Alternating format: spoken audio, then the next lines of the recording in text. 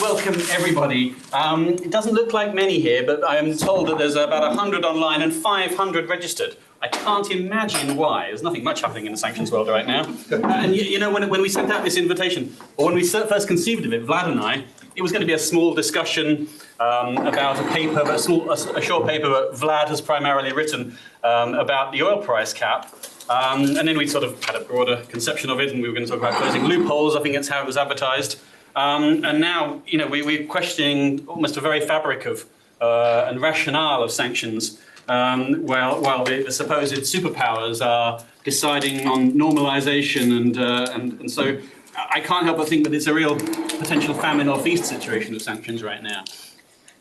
They could be, you know, Trump threatens, if you believe his threats in any way, but they could be stronger than ever, some sort of economic Armageddon he'll bring down upon Russia.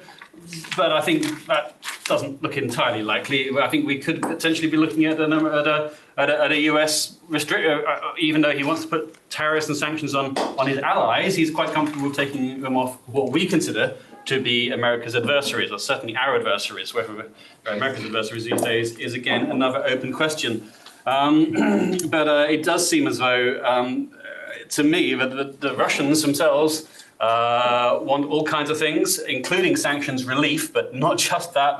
They certainly seem to want international recognition of four oblasts and Crimea and many other things besides. And a lot of the sanctions depends upon everything else, and everything else depends upon the sanctions. So we are in a very confusing situation, it has to be said. Very glad that Vlad and Maria are here. I'll introduce them properly in a second. Whereby we're going to have to sort of almost go back to basics, as well as talk about the nitty-gritty, all in 90 minutes. So that's that. But I certainly think we need to ask ourselves, you know, what does a world without US sanctions look like? Are businesses eager to get back in? Some are, some aren't, as I understand it.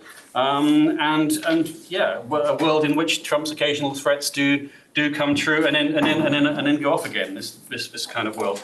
So yeah, Vlad does have a paper which we were planning on sort of hawking here. That the rationale for that paper is under some question right now because of the wider situation. But I hope that, Vlad, you will talk about the oil price cap, how to tighten it, and the shadow fleet. But I'm happy if we talk about anything from asset freezes to other kinds of sanctions, to what the Europeans will do about the Americans, what the UK will do about the Europeans in some respects. So it's kind of all on the table. I would just say that Vlad I've known for quite a few years now. We first met in Ukraine well over 10, 15 years ago. You might not remember Vlad, but he is one of the world's leading economists on the economies of Ukraine and Russia. We'll probably be talking about the Russian economy here today, of course. And so I'm super pleased you could make this. Thank you so much, and for all your efforts on the paper. I hope it comes to something. And Maria, again, probably known to everybody here because her work at RUSI, often on asset freezes, but now with the Trade Association, UK Finance, and on the other side of the equation, as Maria was just saying to me today, to sort of offer some responses and some thoughts. So it really is. Yeah, I mean, I can't honestly believe we're talking in these terms, and obviously it changes on not just a daily basis, but an hourly basis, and what we said on Monday simply doesn't necessarily hold true today. So let's hope that we can make something concrete out of a very fluid situation, and get somewhere useful in terms of some advice, both to Europeans and even to Americans, and hopefully it doesn't sound too naive on my part. Obviously, we're on the record today. I hope that's okay with everybody. As I say, there's about 100, probably more online. And so clearly, we've got a lot to say, and we could go on forever about it. I'm sure we probably should spend the whole day talking about it. But let's see what 90 minutes does for us. Vlad, welcome again. Thank you so much. You're a big part of Chatham House. Very pleased to have you here. Please, say what you want to say. Oh, thank you. Thank you very much for the introduction. So, two questions. Why the sanctions, and could the sanctions work? Because the first question is quite simple if we just look at the events as they are. Because Putin is not waging his war for the territories. he is even not waging his war for complete conquer of Ukraine in itself, because his agenda is broader. He tries to destroy the world order. Now, unfortunately, Trump and Vance help him in this, assist very much. And he likes to make sort of a crusade of the barbarians on the civilization, and had this crusade. I mean, the countries of the global south that he wants to somehow unite under the anti-Western, anti-liberal slogans. So that's a much broader problem than just some territories of Ukraine. And the war on territories has a compromise solution. And that's why so many Western political economists and political scientists think about this war in terms of the territorial conflict that has a win-win solution, and then we go to a compromise. It doesn't, because Putin has explained very openly that he is not going to stop with these territorial gains, and he needs to destroy the Ukrainian sovereignty and Ukrainian identity, which is a zero-sum game. And this zero-sum game has no compromise solution. So the question is, how can we either topple Putin's regime, so some other forces would be pursuing their own agenda, or at least compel it to do the things that are actually nearly suicidal for his regime. Because his regime is a patronal regime. I explain it more in details in our article, and I strongly recommend to everybody read Nadir and Madlovich books on post-communist regimes. They are very much enlightening for understanding of such regimes as Putin's or many other regimes in the post-Soviet countries, including Ukraine. So a leader of this regime is like a mafia leader. This is the state organized like a mafia. And this mafia leader cannot demonstrate his weakness. He should be always strong, resolute, and so on.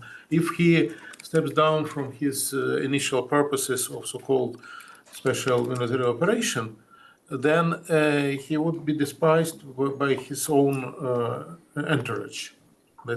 And that's very dangerous for his regime, actually nearly suicidal. So the sanctions or other policies should create a threat that is equal or higher than the threat that he faces if he stops the war. And that's very problematic, because the military threats of such kind would be, of course, met with with nuclear saber rating and nuclear blackmailing, which has already happened in 2022, in 20 seconds. Sorry. But the sanctions do not have such an effect. So it's very hard to imagine Putin giving an order to deploy nuclear weapons in response to some economic pressure. And it's even harder to imagine his subdues fulfilling this order, because they feel that these oil rents and so on go to the elites. They had these elites, and they would not risk their own lives and lives of their lovely just for the rents of these elites. Now, the second question, who could the sanctions be so strong? Of course, if we talk about sanctions on exports to Russia, they cannot stop Putin just because market economy is flexible enough to purchase everything it needs, well, at higher prices, maybe not in time, but still there are plenty of channels, and there is no possibility to seal all the loopholes. Even the personal sanctions on the Russian elites are even more contradictory, because if we want some Russian elites to once rise against Putin, then we need to at least give them a way out of those sanctions. Now they are imposed just as punishment, and they see no other solution just to rally around Putin, because we all are in the same boat. We are all sanctioned. We are all despised by the West, and so on. If we talk about the sanctions on the Russia's exports, it could work, because Russia indeed depends on exports, and chiefly the exports of oil. I gave an analysis in our paper that actually in the terms of budget, the only major source is seaborne oil export. It is about 1/3 or 30% of the current Russian budget. And most importantly, it is more than half of all of the federal budget left after the military expenses. So if we find a way to cut those rents, then Russia would face a major fiscal crisis, and also, which is not less important, at least not less important, his whole vertical of power, this mafia-like structure, is glued together with the rent from oil and gas. This is the major source, the major positive incentive for them to remain loyal to the oligarch, to that vertical of power. And so if we put on the threat, not even cut, but put on the credible threat, this source of rent, then there is a chance to win. How can we put it under the credible threat? Fortunately, a threat of complete embargo, it would be maybe good, but it is non-credible, because first of all, not all of the countries are going to respect this embargo, like China, for example, and India. India to a less extent, but China is not going to obey. And secondly, if there would be no proposition of the Russian oil at the market, the prices could rise, as it happened in 2022. And actually, the remaining could bring even more revenues, as it happened those times. Or at least the Western customers would suffer. But the oil price cap doesn't have these deficiencies. The oil price cap is, first of all, beneficial for the buyers. So the buyers have an incentive to obey it. And now we see some Indian, Turkish, and even Chinese buyers demanding that the oil would be below the price cap, because it is just cheaper than the market. And secondly, it doesn't reduce the position of Russian oil. It even increases it, because Russia needs more to sell more in order to have more in currency inflows. Can you speak up a bit? Apparently we're having trouble hearing. A bit louder. Just a bit louder. Online. Okay. So I'm finishing. That's the opposite. Yeah. So it's only a matter of making this oil price cap more effective, which is possible, at least because 60% of this oil is being exported through the Danish Straits. So even the Europeans alone, without the US, could make it quite effective, and then the self-enforcement will start working because the buyers would demand lower prices under the price cap rather than discounted prices which are higher. And then I'm quite optimistic about closing the loopholes. Of course, the price cap is a very innovative solution. Actually, I was sort of in charge of this because the very idea emerged in the comments of my post at the Facebook. It was the idea of an amateur economist, actually a lawyer from Ukraine, and then we created an informal group and contacted Mike Fall. And then he said, "Oh, that's a great idea. I will tell to Yermak. no, not to Yermak, but Janet Yellen. Okay. And the rest you know." But I'm so much the defending on the oil price cap, not because of this, but because this is indeed a very promising way to compel Putin to something. Now, the main question is what could we demand, and what would be the efficiency of sanctions in the situation when both China and the US are supporting Putin's regime, and he can be sure that if he will be in trouble, he will be assisted.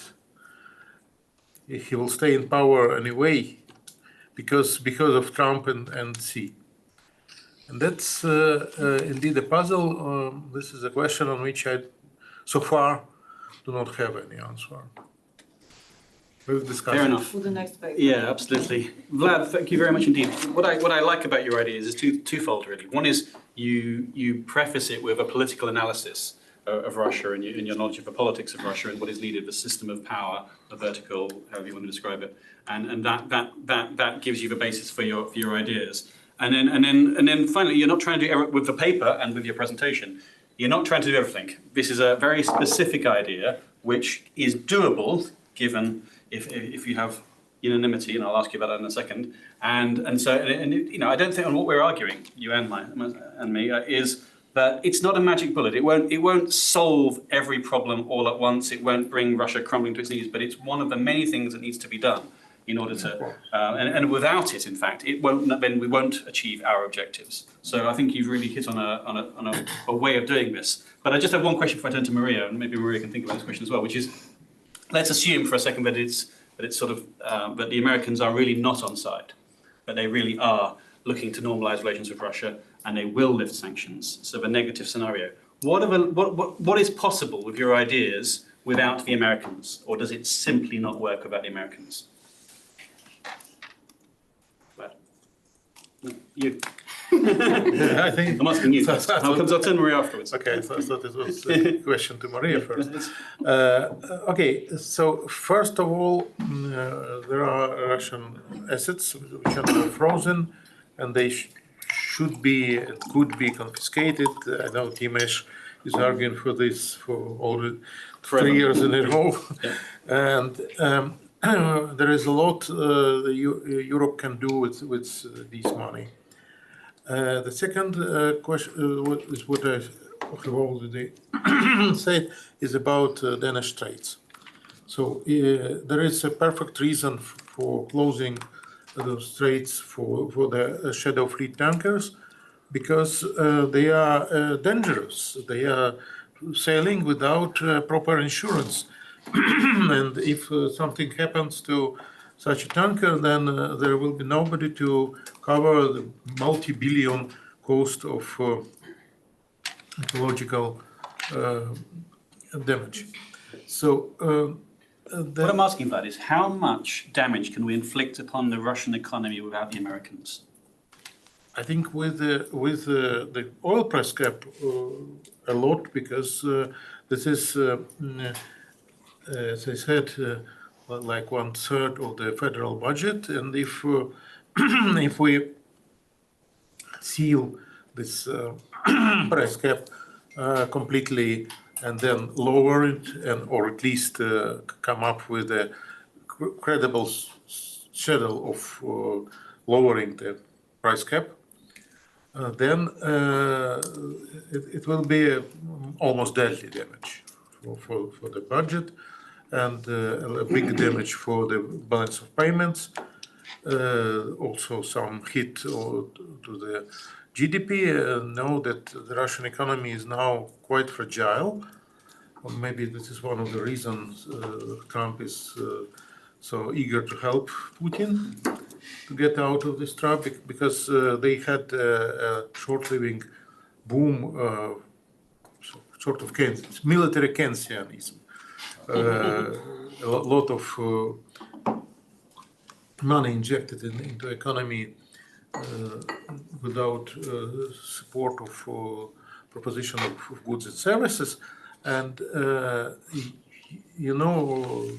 it is never going to pass without consequences, and the consequences are just next door. Just this year, Russian economy will be in quite a big trouble, and if it would be exacerbated by lowering of the price cap, then I think this would create a threat comparable to the threat from ending the war without reaching its purposes.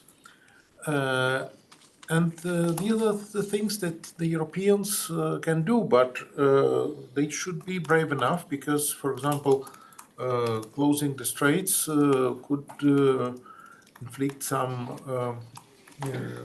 not kinetic maybe response, but at least some provocations from the Russian side. They would, of course, double the bets, as Putin always do. And, for example, convoy their tankers with military ships and so on. Finns has demonstrated a good example how to deal with it. They just seized this tanker that cut the cable, and nothing happened. I cannot bet that anything would happen if the Danish would close the straits for the shadow-free tankers, but at least this story about Finns is encouraging. Okay. But the cap itself doesn't work without the Americans, does it? You need the Americans on board for that. Well, not necessarily, because the Americans are not on the side of buyers. They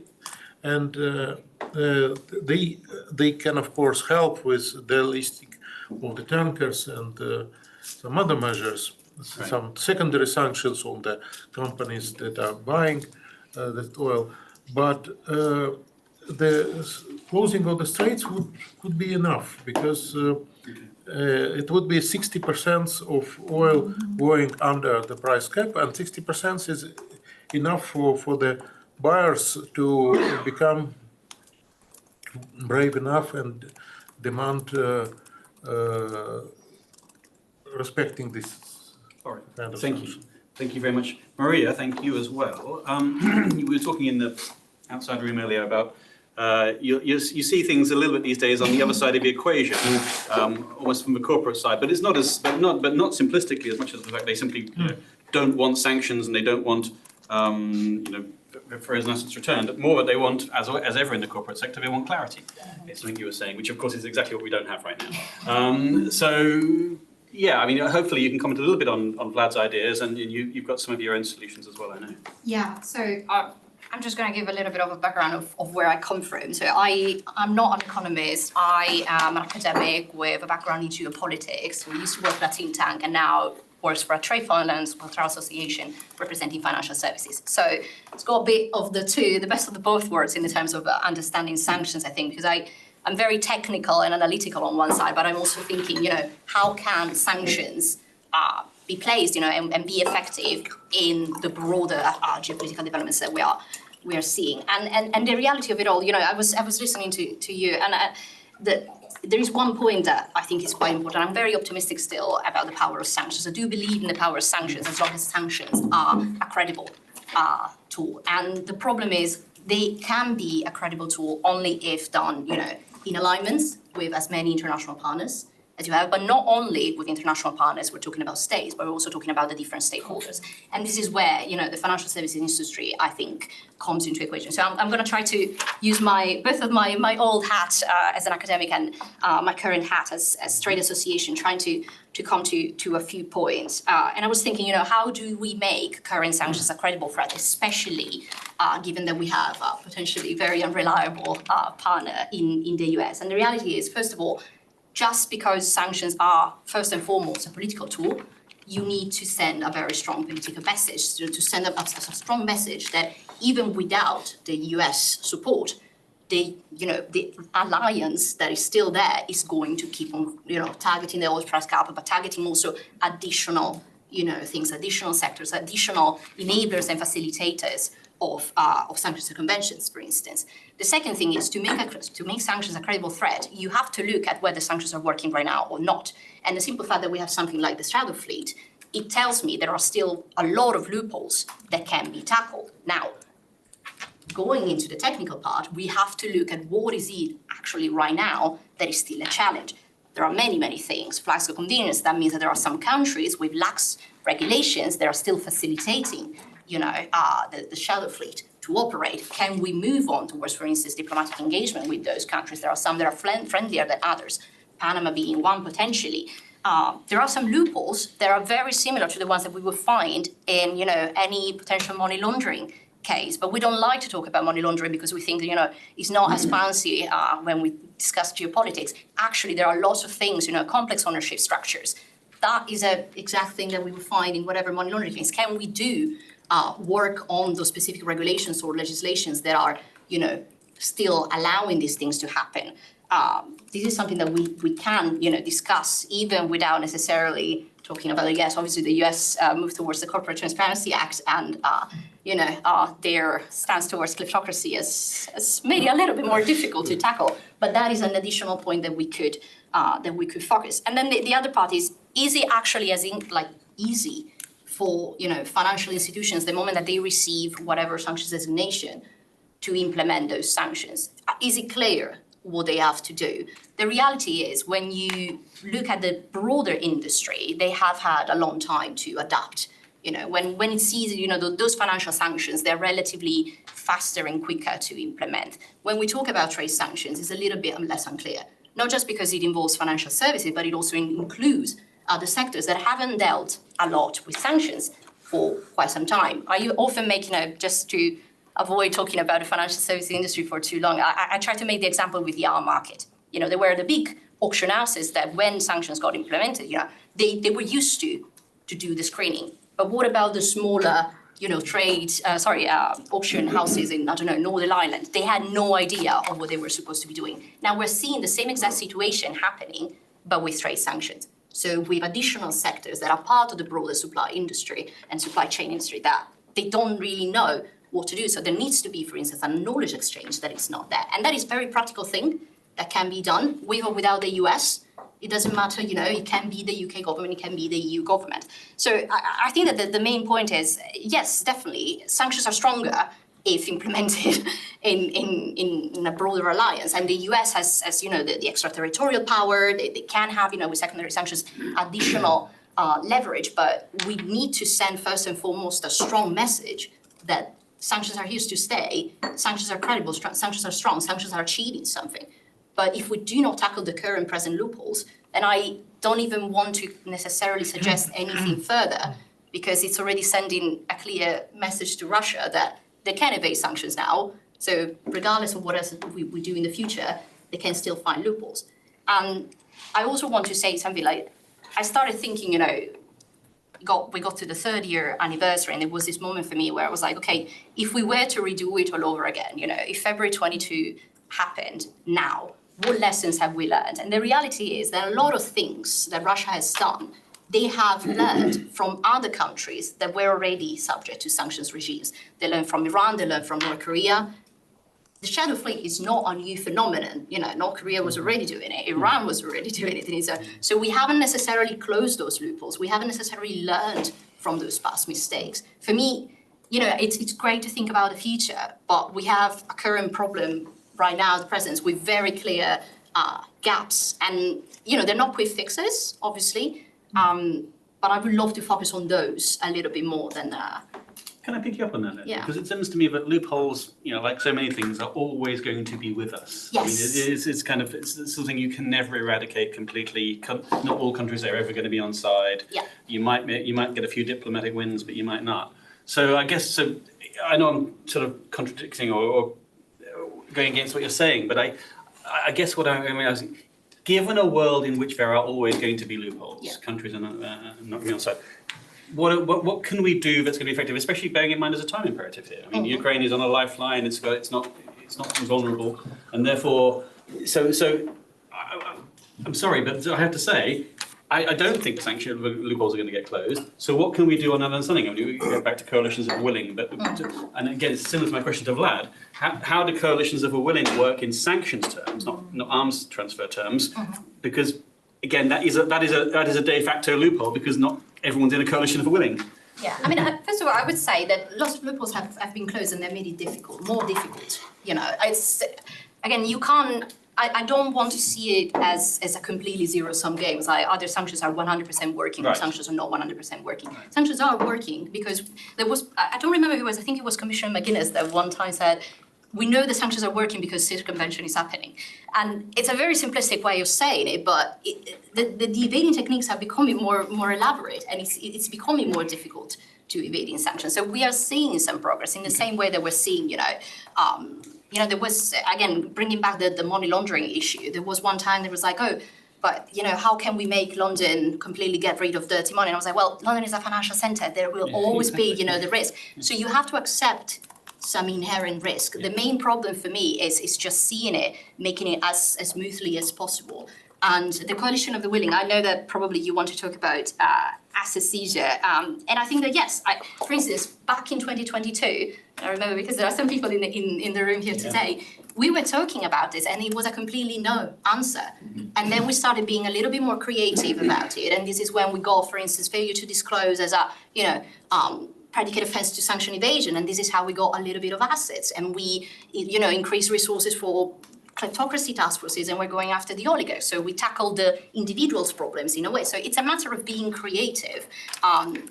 Sanctions are not the full answer to everything, I'd say. They are one tool in a broader things that includes, fortunately or unfortunately, diplomatic engagement, and that obviously, if you have a relatively whimsical individual at the head of a very powerful state, that's not going to be easy. But I do think that I'm relatively still optimistic that sanctions can work. And again, I'm bringing now my current hat on.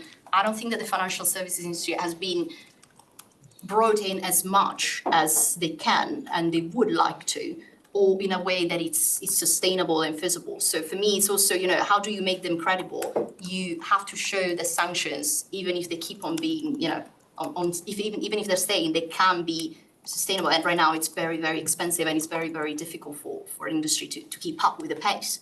So those kind of things, they send themselves a message, in my opinion. Yeah, that makes sense. And certainly as far as the immobilised assets are concerned, then clearly it's an issue whereby it's not one lump sum, but they're held separately in central banks of various different countries, and it almost needs somebody to take a lead and be the first, and maybe others build it, they'll come and stuff.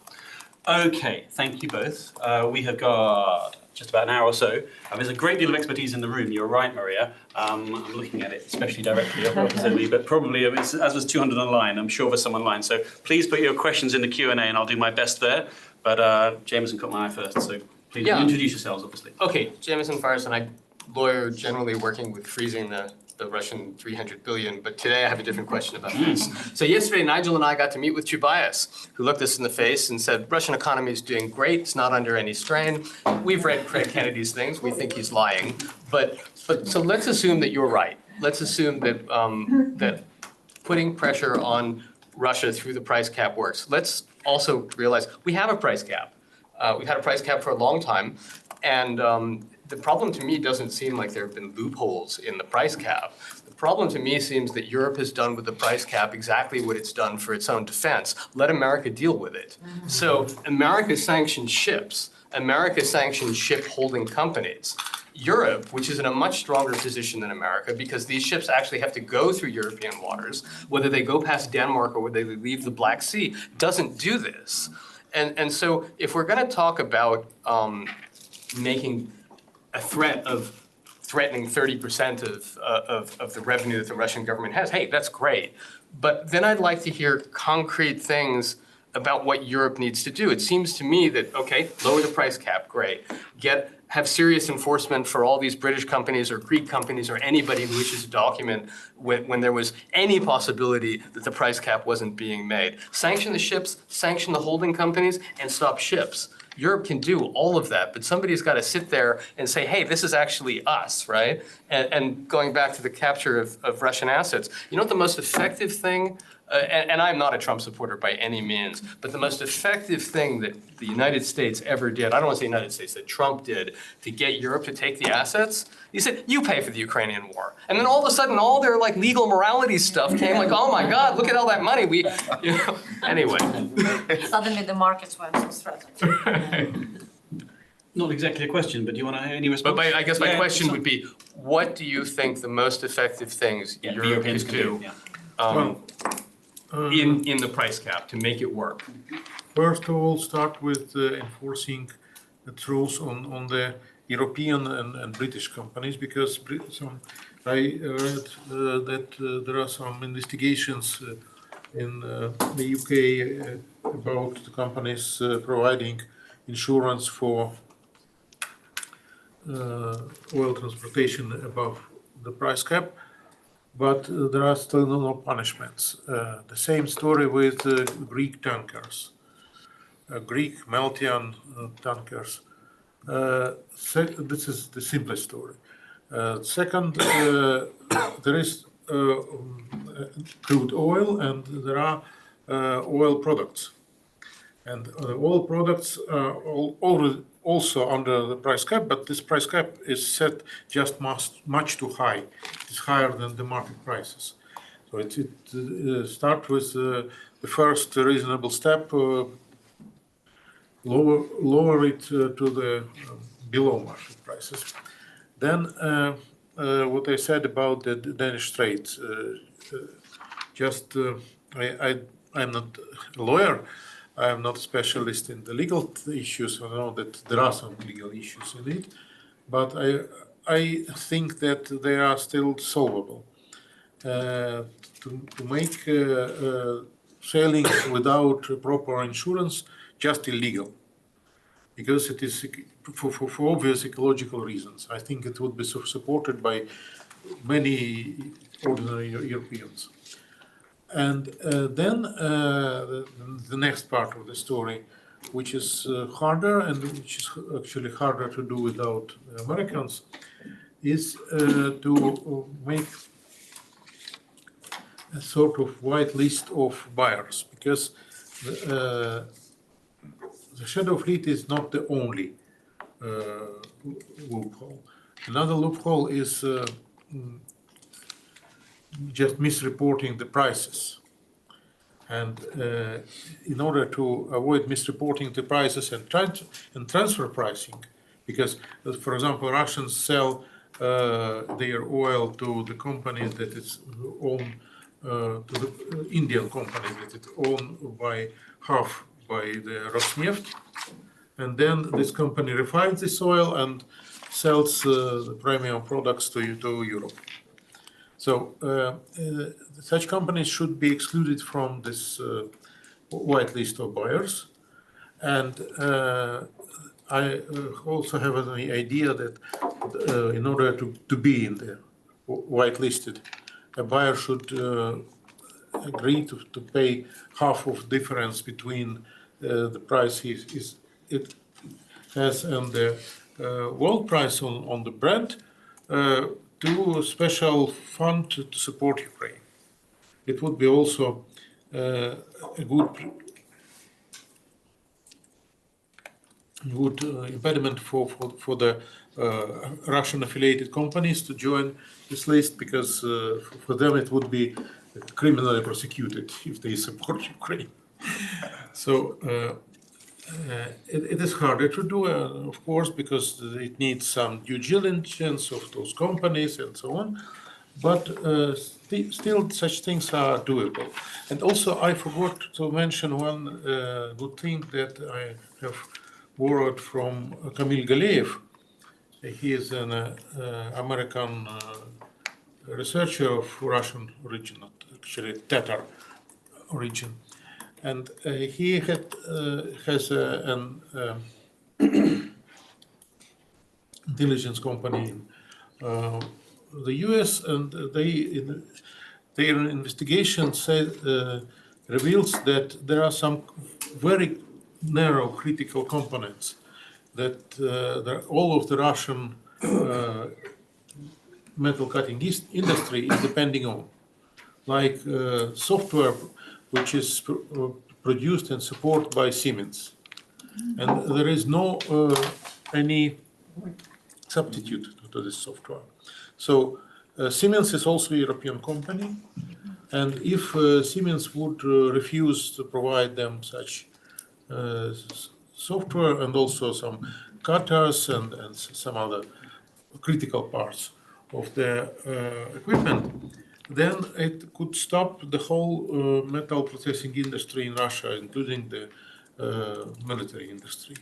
I like your specific ideas, but I also think there's a broader point there, which is that there are still Western companies operating in Russia, and it's entirely unclear why more pressure isn't being put on them, and as was done, frankly, more effectively in pre-war situation by people like Dan Freed, and that's simply not happening in the same way. Do you got anything to add, Maria? Not in this Okay, I was planning to get through, so that's absolutely fine. Yeah, please. Hi there, thanks very much, Chatham House, for setting up this amazing event and some of the expertise here. My name's Isaac Levi. I work for the Centre for Research on Energy and Clean Air, and we are an independent data organisation that track all of Russian fossil fuel export revenues and provide analysis on the impact of sanctions. I very much look forward to reading your paper, Vladimir, and thanks very much for some very insightful recommendations that we've looked into and also recommend. So our estimate suggests that the shadow fleet has transported around a third of all Russian fossil fuel exports in the most recent year of the invasion of Ukraine. And what's quite interesting is after the US sanctioning 183 vessels on 10th of January, in the most recent month of February, we saw an uptick of 15% in the amount of Russian oil that's now shifted towards Western-owned or insured tankers. So the leverage that we have, or the West has, is slightly increased. I'm intrigued to hear your recommendations. You've already mentioned some things that we support, which is sanctioning all shadow tankers, prohibiting their ability to transit through the Baltic Strait. But we've looked at some customs data to suggest that if the price cap level is set at CIF costs, so including shipping and insurance, this could be a way of forcing compliance with the price cap and preventing what we see of inflated shipping and insurance costs. So we looked at customs data in India, and we think that the CIF cost is around $90 per barrel. If this was set at 60, which is the current level for crude, it could hit their export revenues by around 30%. So that's our recommendation, but I'm intrigued to hear anyone's thoughts. What you've been saying as well, actually. Or Vladimir, if you have. It comes into We are making the same recommendation in order to obligate transfer pricing. But the only problem is that the CIF costs are different for different buyers. So we need to make it a little more sophisticated to differentiate between different buyers. But that's doable. Yes. Okay. Thank you. Dan. Yes, I'm trying to camouflage my American Yeah. accent. I'm Dan Whitman. It's not working. We hear a concept called, it's a very abstract and maybe utopian concept, the collapse of the Russian economy. How would you define that? What would it look like? How would we know that it's actually happening? If you're not outside of the three major cities, you don't have an economy, right? So what would it look like? We're told we may be within 3 months of a collapse. Well, first of all, I do not hope for a collapse of the Russian economy. It is quite big and it is not so much dependent on oil. I mean, the whole economy. There is some economy outside of those cities, but in those cities, this vertical of power is concentrated, the backbone of the regime. And the backbone of the regime would be hurt, I think, very significantly if we cut the oil rents. Of course, Mr. Inozemtsev, I had a discussion with him, says that the rent could be found somewhere else, somewhere in the budget, somewhere in the taxes and so on, but it takes time. It is politically complicated. It creates lots of tensions and grievances and so on. And actually, what North Western call natural states are very much vulnerable to the fiscal crisis like this, exactly for this reason, because they do not have mechanisms for smooth adaptation to changing conditions. And I think Russia is the case, and what we will see perhaps some intra-elite processes. Some of them will be covered for the time being, but sooner or later they will reveal. I cannot say that I have a clear vision of what will happen in 3 months. I would not dare to say that this is a clear vision, but one of the reasons would be, for example, dismissal of Putin and replacing him with some person that, this is important, not like Patrushev, but the person that could somehow settle this issue with the West. Do you think economic sanctions could achieve that? Economic sanctions, along with some other thing that James used to say, because first of all, of course, they need to have change in expectations. The whole backbone, the vertical of power, is based on expectations. If the expectations changes, then it can crash like it happened to the Soviet Union. But of course, if they would see that they have problems with sanctions and so on, but still they are winning, really winning in Ukraine, then it would spoil everything. If they would see that they will be bailed out by Trump and NC, they would change everything and, of course, make all other policies futile. Can't help but note that we've seen crashes in Russia before, in 1998 and in 2008, and the Russian economy has bounced back quite well. It does seem to have good bounce back capabilities as well. I can't help but I can't avoid the temptation of asking, did Chubais have any, if he wasn't convinced about, if he thought the Russian economy was pretty resilient, pretty strong, did he have any suggestions or not? He was, I mean, first of all, it was like being with Angela Merkel. He's not sorry about anything. Yeah. And he is what he is, right? And second of all, you know, after he just gave this depressing speech about how the Russian economy is doing fine, how all these people who say that if you get rid of Putin, it'll be worse are correct. And I was just wondering, so why are you living abroad in exile? I mean, you sound like you should be right at home. Go back. I don't know. I had two additional points that he made, Chubais yesterday. The first was he echoed, well, he said it before, so you couldn't, before you did, so you couldn't have echoed it, but he made the point that you did about the counterproductive nature of sanctions on the oligarchs. He was very clear and very specific about that. He said that these people have just brought their capital back and they are investing it in Russia now. And that is sort of helpful for Russia. He says there's no exit strategy that the West has offered. So hearing that yesterday and hearing you say that today, I think there's really quite an urgent policy issue to address there. Now, there have been, I remember last year, there were people floating around these ideas about deals, bargains that could be made with the oligarchs, things they would have to do in returning, for an easing of the secondary sanctions. They haven't really got anywhere, but the lesson I draw is actually there's something quite important there. The second point he made was that, yes, he said Russian economy is doing fine in the shorter term, but he did say, looking 10, 15, 20 years ahead, the cumulative erosive effects of Russia's isolation will begin to set in. So it's not acute, it's not crisis, it's chronic decline. And he talked about, for example, the isolation of Russia's education sector and research sector from international practice, international exchange, and that sort of thing. So he acknowledged that if it is sustained, this isolation will have long-term deleterious consequences, but he was very clear, as Jameson has said, that in his view, there's nothing in the short term that's happening that will cause Putin to change his thinking or his policies. Can I make a point on please. sanctions against individuals? Oh, sorry. So it is true. One of the big things, from February 2022 that happened, I believe, and I still, even when I was a Brucey, I kept on arguing this point.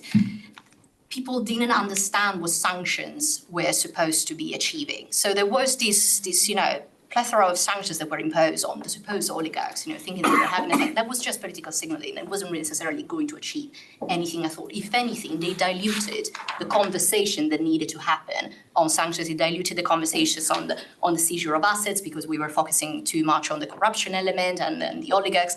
So then we've swayed and we moved towards, sanctioning the bigger entities and those that were helping, in the war and the facilitators. The problem now is that those sanctions are still there. So if I'm thinking in terms of enforcement as well of those sanctions, of people, for instance, like, from departments like OTSI, their resources as well are spread looking at those sanctions that right now are, in all fairness, probably achieving nothing because, as you said, most of them build back their capital back in Russia. There is a conversation which is very, very ugly, but needs to happen about delisting. So sanctions are are supposed to be temporary measures. If once you change the behavior, once you achieve your goal, you need to think about upfront. This hasn't happened yet, and it's not necessarily just about the individuals. We should start, for instance, talking about the shadow fleet. We should start thinking about, what happens when vessels or when companies are complying. Is there anything that can be done there which is related to sanctions and sanctions lifting? It is a very uncomfortable conversation many times to have because you are like, you're trying to, give them a get out of jail free card. It's not. But if sanctions are not supposed to be lifted, then they're not achieving their end goal necessarily. Right now, for instance, with the oligarchs, they're just spreading resources, in my opinion. And we're spread through table. We're light years away from lifting any sanctions on the Russian state. On the Russian state, but on individuals. Corporations, but individuals, different matter. It's part of a larger argument that some of our sanctions have been counterproductive in that they hindered capital flight, which is one of the weaknesses of the Russian economy. And I've heard someone even make this argument about the restrictions on Russia's access to the SWIFT system. That had those not been imposed, Russian oligarchs and other entities would have sent their money out very, very quickly. I'm not saying it's a good argument, it's an argument worth considering. You even hear this about, for example, the sanctions on luxury goods.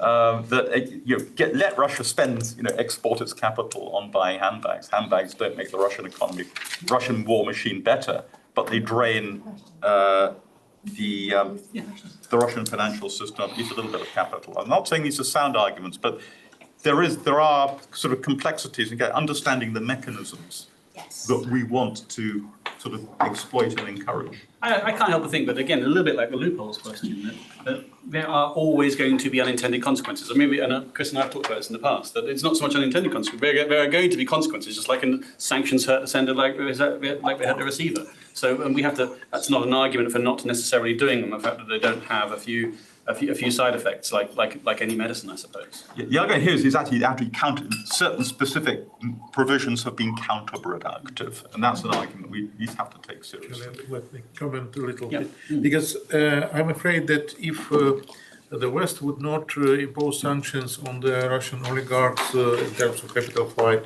or on the luxury goods, then Putin would do. Yes, yes. And, That's true. They have imposed, I mean... Yes, that's what he has done after Crimea, when he banned imports of the luxury foods from Europe, like Parmesan, cheese, and so on. And that's what he would do if the West would not impose those sanctions. So, but if he would do it, then the grievances of the oligarchs would be against him. That's right, exactly. Not the West. Anna, please. I Just introduce was Anna. Anna Reid, historian, occasional journalist. Also at the... Also at the Tobias thing. I'd like to, I came away with sort of quite puzzled by this. He seemed to be talking his own, I mean, he really was strikingly talking the Kremlin line, Tobias. Back to Russia. On Ukraine, when asked, he talked about Putin being a different man back in beginning of his first presidency from today, and what he had changed that, he said, was NATO expansion. Basically blamed the whole Ukraine war on NATO expansion. And he said we were foolish not to understand, the West was foolish not to understand that NATO membership for Ukraine or Georgia was absolutely out of the question. It was impossible. And, you know, that's the way Russia felt, that it felt like that, and you could complain about it, but that's the way Russia felt. When he was criticising the sanctions against oligarchs and saying they were counterproductive, he also let slip that he was personal friends with Friedman and And he is an oligarch. yeah. So you know you'd have to bear that in mind. And I mean, my own personal thoughts on the personal sanctions are that you know the messaging is vital. There's you know it's all about a sort of battle of wills at one level between Russia and the collective West. Sure. And if you are saying, you know, we will support Ukraine to the hilt, you know, we are appalled by your war crimes, etc., at the same time you're allowing wealthy Russians to carry on having fun in Europe as usual, that message simply doesn't carry any conviction whatsoever. And I think in fact we ought to be much more restrictive with our visas for Russians altogether, though it could lead to lots obviously of individual unfairnesses. Indeed. The second thing is that sanctions against oligarchs help strip out the influence of Russian money in our own politics. Russian money has been extremely influential in Britain and elsewhere, you know, often via the many, you know, the professional classes who make money out of wealthy Russians, you know, all the barristers, the art dealers and so on. And, you know, putting the sanctions on makes it then, you know, makes for the law firms, for the accountancy firms, for the estate agents, you know, Russian money just becomes you know, something you can't do, and you've got to discount it. You've got to get rid of it. You've got to give up that business.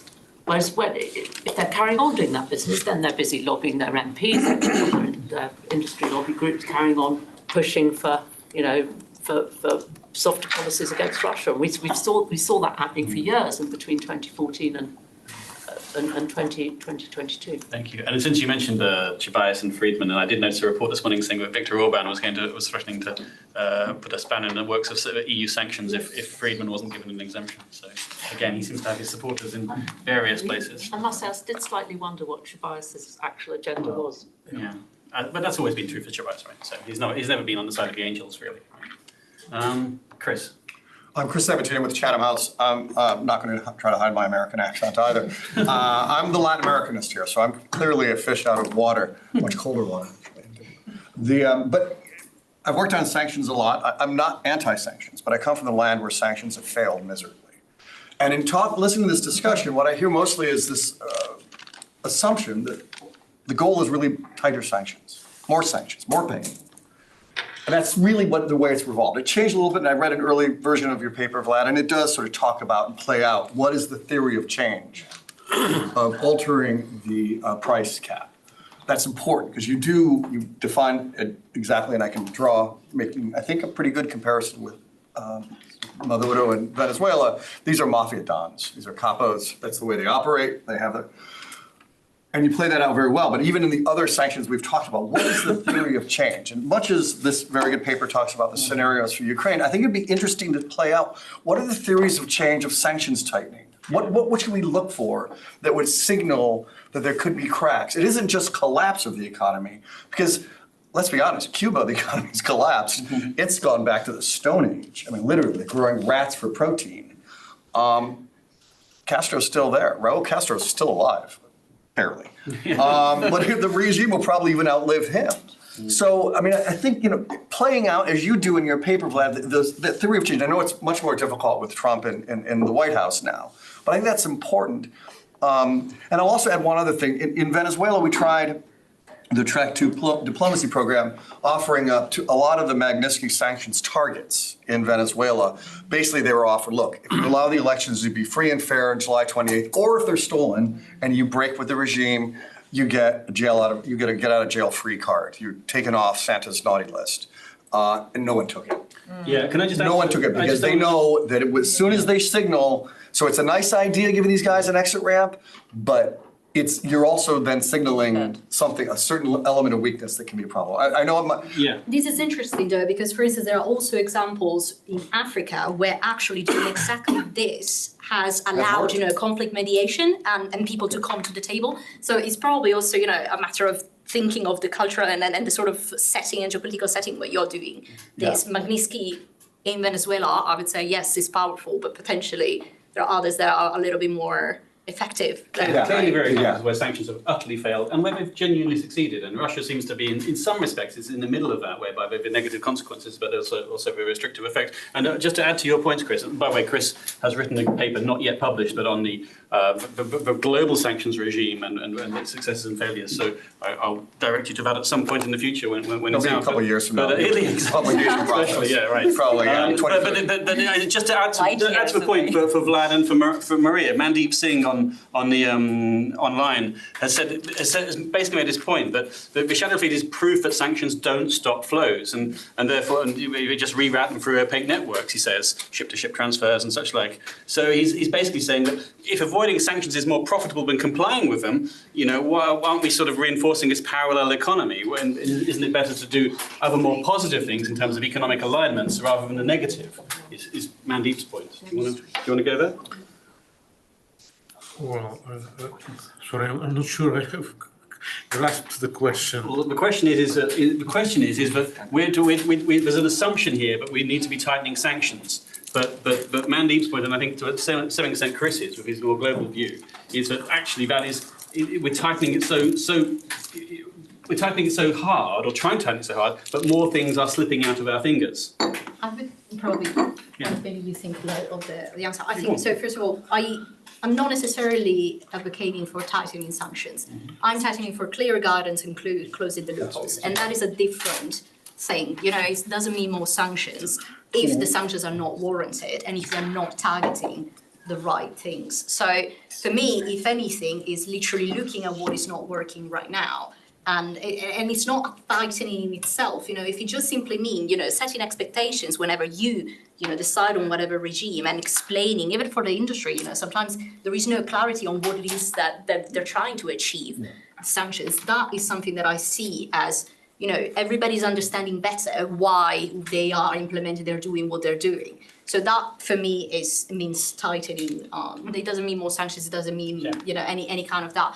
But as I said before, and it's the same when we talk about the oligarchs, and it's the same in many other kinds of situations, you can't expect sanctions to achieve the collapse of the Russian economy or the toppling of the Putin's regime. They're just one tool in the broader thing. So when you ask the question, are sanctions effective? Going back to theory of change, you say, well, effective in measure to what? In contrast to what? Nigel's been saying right? this for years, that the bar is set too high for the success of sanctions. The additional point is Russia is simultaneously subject to major sanctions and conducting a major war.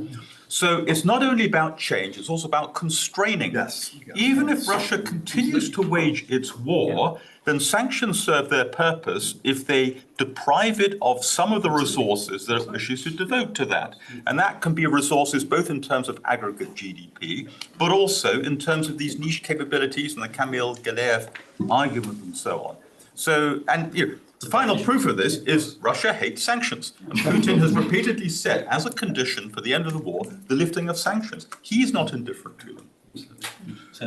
But still, if you dream that they would lack resources for waging the war, then you do not understand Russians enough, because there is a Russian joke about an alcoholic coming home after a hike of the prices of the alcohol.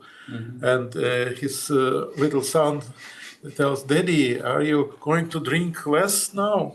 He says, "No, you and your mother are going to eat less now."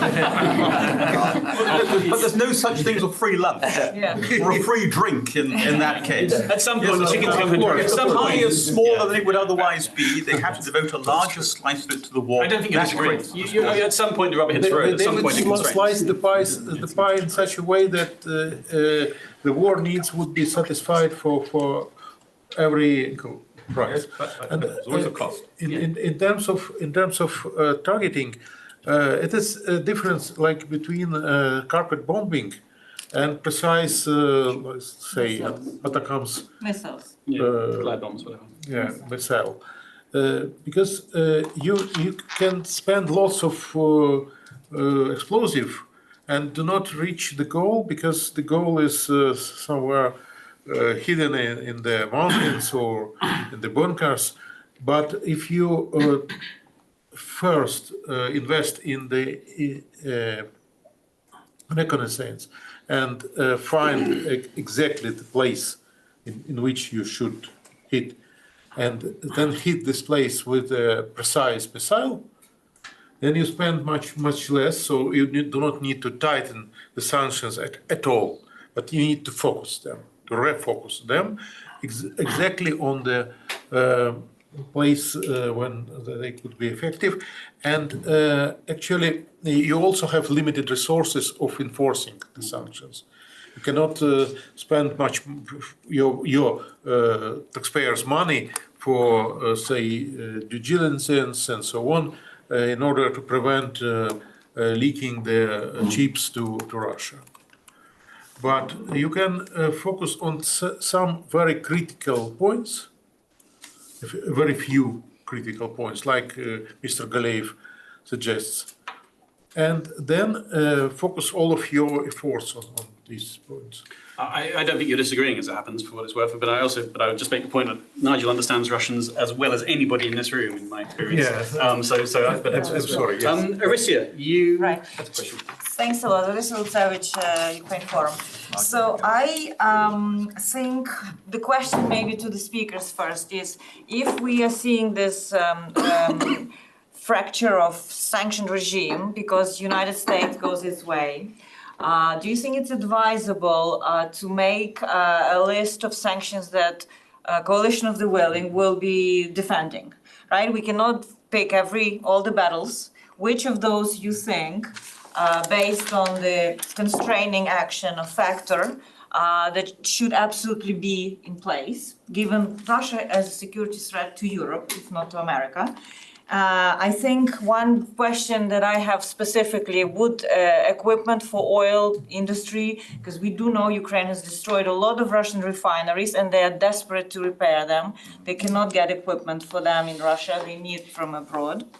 And also there are these computer numerical control systems that are used for printing, and some of them are under sanctions, but they're still being serviced, and most of the service is done by European companies. Shouldn't that be, for example, on that priority list? And I think what is interesting when we are, you are advocating closing the straits, the Danish straits, and it's just today, Patrushev was talking about escalation in the Baltics, that the Russian port infrastructure, and he refers to that, is under threat from NATO. How will they retaliate if this is the action we are recommending to take? And are we prepared for this retaliation? There's a flip Thanks. side to your question. No, thank you, Arisia. And there's a flip side to your question, which is by anonymous attendee online. Says that he's basically asking, he or she is basically asking, do you see a realistic option that sanctions can be part of the negotiations, and which of them are likely to go first? So is there a sort of this is what you're saying about your list, is we should have red lines on sanctions, and if so, where are they? What are the essential sanctions, and what can we live without, so to speak? Please.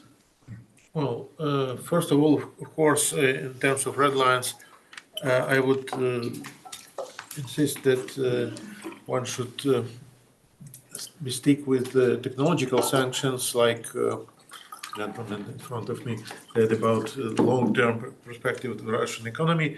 Of course, we do not have 10 or 15 years for sorting out the current problems, but still it changes the expectation of the Russian elites. Because if they understand that they are deprived from the modern technologies forever, or for any foreseeable future, then it changes their expectations about their own future. They would not be willing to associate their future with Russia, because Russia is doomed to technological stagnation and so on.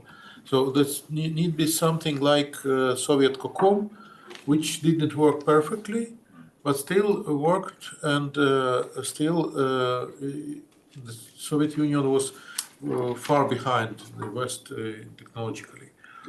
As of now, of course, we need to press the most on the oil sanctions, because the oil sanctions should have the most immediate effect, and they could be also a tool in the negotiations. So a credible threat of imposing such strict and low price cap could be a good argument in the negotiations, at least for the ceasefire. But I hope that it would go beyond the ceasefire, because it is a strong thing, and it would be a pity to just sell it for just a ceasefire without any concessions from Russia. But as James noted in the comments to our paper, it is unclear if Trump wants any success from Putin. Okay, Maria, shall I go on? I mean, I don't have necessarily comments on the specific regimes, but one thing that I am 100% certain of is that if this happens, then there needs to be 100% strong messaging and communication to the industry of what is it that they need to do, and what is the position, and what are the consequences, and also like if the list is as detailed as possible, like no room basically for second guessing or for questioning that. They want to comply, but they're not sure about what compliance almost looks like, in a sense. Yeah.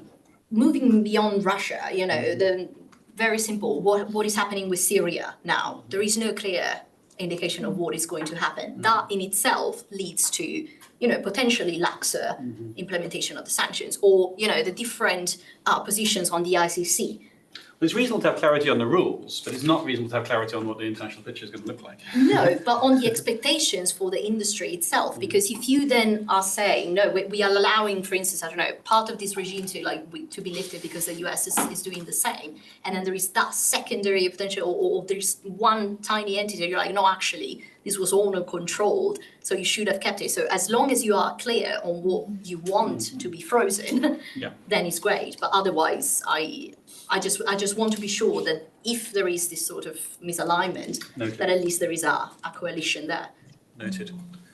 Can I ask you, Maria, actually it's a question from Natalia Chornogub, I think, if I've pronounced it correctly, but what are the biggest gaps in the due diligence process when it comes to identifying sanctions-related risks? I think that's something you've worked on in terms of the enforcement and due diligence. Yeah, that's definitely a screening matter. There are, I mean, with trade sanctions, the main issue is, trying the expectation of having like this sort of financial messages to adapt to what it is necessary, for instance, in customs declarations and so forth. They are not necessarily the same exact things, so they have to adapt their own requests. Otherwise, it's the usual stuff: complex ownership transactions, understanding the beneficial ownership, aggregation matters, who owns or controls the designated entities, whether it is, using oligarchs as an example, is it him or is it the daughter or the son, etc. That is very difficult still nowadays with screening, or differences in names, aliases. So anything that you would imagine like as a sort of basic know your customer challenges, that becomes even more complicated when you have a big package of sanctions that is expected to be implemented from, within 24 hours. And most likely they come out on a Friday night. So there is that additional, speed and expectation that it's difficult to match, I'd say. Okay. Please, Takayuki. Thank you. I'm Takayuki Hasegawa from National Institute for Defense Studies of Ministry of Defense Japan. So thank you very much for your presentation. So I have a very small question about that. How should European country or Japan or Western country deal with a Central Asian countries in the economic perspective? So you mean in their role as suppliers? Yes, but by past problem. So of course, oil cap is very important for us in terms of sanction. At the same time, from the perspective of the military perspective, so it's the problem with the bypass is very crucial for us. So 2 weeks ago, I visited Kazakhstan and also Kyrgyzstan. I surprised the emerging economic power of the South Korea, Samsung or LG, or high-tech technology, and also German company also growing their influence. So how we should deal with Central Asia? Okay, so how to deal with the Central Asian bypasses? Well, I have no specific answer. I didn't study this issue, but the general answer is secondary sanctions. Yes. But I can't give more specific answers, unfortunately. Well, we have a representative of Japanese government in here. I know what you're going to ask. Yes, so the single largest pile of frozen central bank assets outside of Euroclear is in Japan. There are billions held in yen, and I believe there are billions held in USD. Number hasn't quite been disclosed, but we can pretty much figure out where they are. So one of the things that Japan can do is hold on to that money. And not because look, the war over the assets. There are two wars over the assets. This money can only go legally to Russia or to Ukraine, the victim. If it goes to Russia, you're essentially providing a huge bailout to the financial problems that Vladimir has said we've worked very hard to create. So it absolutely can't go back. What Russia is, obviously Russia wants its money back, but what Russia's really fighting for at the same time is making sure it doesn't go to Ukraine. So path one is hold on to it. Don't give it up, right? Under no circumstances, give it up. And point two is we'll be lobbying you to give it to Ukraine. But that's another way of putting this, and Takayuki and I were speaking of this yesterday, is if there does become some sort of US-European divide over sanctions, where does Japan sit in that? But I'm reluctant to put you on the spot. It's not entirely clear. Yes. But yes, so 2 weeks ago I visited Kazakhstan, and so one major Kazakh expert says we like to be bridge between Europe and European country and Russia in the future. So it's very difficult. Okay. Yes, sir, please. Related to this. Do you introduce yourself, please? I'm Tomohiro Ebuchi from Nikkei, a Japanese newspaper company. I'm based in London. And so related to the confiscation of the Russian frozen assets, so Japan was reluctant when Biden administration brought up this idea, but France and Germany opposed more strongly at that time. But now some European countries, including the UK, are now thinking of what they can do with the asset themselves. So how do you see the feasibility of confiscating the asset themselves, and is there any change of attitude? Maria's done a lot of work on this, so let's go to Maria on this. Yeah, so right now there is no legal mechanism to do it, right? And there are additional issues in the sense of, which I'm slowly finding out now that I actually interact more with the industry, the kind and the quantity and the nature of the assets itself, and how much of it is central bank reserves, how much of that is immobilized assets, and how much of that actually belongs to, unsanctioned individuals who happen to, invest in the wrong place. So it's a very complicated issue that when I was at RUSI, I wasn't underpaid because I was still, probably we were debating along how quickly this was supposed to happen. Yes, It is, the conversation is still moving on. Now there is the ERA scheme, which is at least using, or at least committing to use that 50 million, is it billion? Million, $50 million. $50 billion, like of the interest 50 of billion, those 300. Exactly, which is, still a good pot. And there are estimations that could keep, the Ukraine's good fight for quite some time, not necessarily as much as we would like it to, or at least to send the message that it's going to keep up and even help, for instance, with the reconstruction of Ukraine, but it's going to give some time. I think that, for instance, again, looking back at how it was and how the conversations were back in 2022, that was not happening. And I think it's also because we're slowly understanding a little bit better of what are the boundaries and the limitations there. There used to be, back in the days, we used to talk about sovereign immunity and countermeasures, can that be all? Now it's a sort of debate of the past in a way, because we're talking a little bit more about the feasibility more in terms of financial stability and how that, if we're doing it, how would that work in practice? So, and the good thing is the institutions that are holding those assets are quite more happy to interact as well with this thing. I think that everybody wants, to just do it in the right way. The main problem is from a legal perspective, the sort of where the liability lies.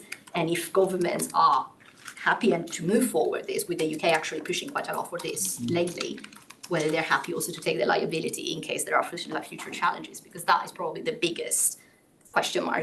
Is it legal challenges by Russia that they think is holding it back mostly? There are some legal challenges now that I've already initiated against those financial institutions that have frozen or immobilized the assets already. This is happening. The question is, if we're moving towards the confiscation of the full pot, which in itself there is is not legally feasible right now. Well, that's not. Hold on. Let me interject there, because that's not true. There's a very big difference between what is legally allowed and a framework. So what's legally allowed, it is unquestionable at this point that under international law, countermeasures can take this money. The money is owed by Russia for damages to Ukraine. And countermeasures allow countries to step in and to restore the international order. There are legal mechanisms involved for taking the assets, actually in place already in Canada and in the United States. The Biden administration didn't use it, and the Trump administration will not use it. But Canada has already gone so far as to put in the legal mechanism to take the principle. This country should do it. They can simply emulate the Canadian model. We all work on very similar law, and they can do it. But coming back to what Maria said, very good point, is as follows. Look, there are, in the absence of legislation, there are legal consequences to the custodian. So right now, I don't cry too much for Euroclear. It paid itself over $3 billion in war profits for the first two years of this war and gets to keep them. But if we want the cooperation of the Belgian government and of Euroclear, we have to come to some kind of an agreement that covers their backside, to put in the legal framework that says we are going to use countermeasures under a law that we accept, that we take locally, and this is how we're going to protect Euroclear, which is easy. Like the UK has done these things where we're simply not going to allow Russia to bring claims for this. And so all of these are doable. There's a question of political will right now, and that question has mostly been, will we destabilize our markets? Will we destroy the euro as a reserve currency? Well, here's the deal, right? Ukraine loses this war. I don't think Europe's going to be a great place to invest for a long-term investment. Europe's going to have lots of other problems and lots of other pressures on it. So we just need to work on these mechanisms now and make the political decision. It is a shame that Western European leaders only seem to get on board with this after they've left office, it seems to me. So there's something. Oh yeah, they all love it once they've left office. And so Japan is in this very interesting point right now, because Japan is a major, nobody's talking about Japan right now because Japan has, firstly, prudently not released publicly how much money it's sitting on. But again, there's a huge pile in yen and a huge pile in dollars, and it's more than, collectively, it's more than the 25 billion pounds that are in this country. And second of all the focus has been on Euroclear. But sooner or later, Japan has a really big responsibility here to decide what it's going to do. Just let's bring it back to the US at the moment, since back to the present day, if you like, and because you said Trump's not going to do it, but I mean, there is. Do you think there is a world in which Trump could be? He's not listening. He's not going to listen to the recording of this seminar and take it and take the concrete advice. But do you think that there is? Imagine a world where the Russians revert to type and they don't play ball as far as the negotiations are concerned. That seems entirely likely to me. And that the Trump administration does react against this, and then Rubio is back on board and back to his old self rather than his pro-Trump self. And so I guess I'm asking, what do you think that there's a realistic possibility of the Americans actually going further than the Biden administration and further than the Europeans in terms of enforcing sort of more Iran-like sanctions on Russia if negotiations ultimately collapse? Well, I think a month ago I would be perhaps more optimistic about this, but now there is still an option that Boris Johnson underlined in his famous op-ed that Trump will get upset with Putin's stubbornness and then get angry on Putin and then destroy Putin's regimes and so on. But now, yes, it would be, it's said in Russian, it would be laughable if not be so sad. I'm not sure, maybe this option is still on the table, but I'm afraid that it is more likely that Trump will just start playing different game and say, I'm not about Ukraine, I'm about disbanding Russia and China, and in order to dismantle this, I would sacrifice with everything because this is a global thing. So Ukraine doesn't matter, and of course I would not force Putin to do anything because I need to please Putin and to somehow lure him out of China. Right, we're at the past, so I think we'll call it to a close there. My thanks to everybody for coming, the hundreds online, and of course to Maria and to Vlad. So a round of applause, please.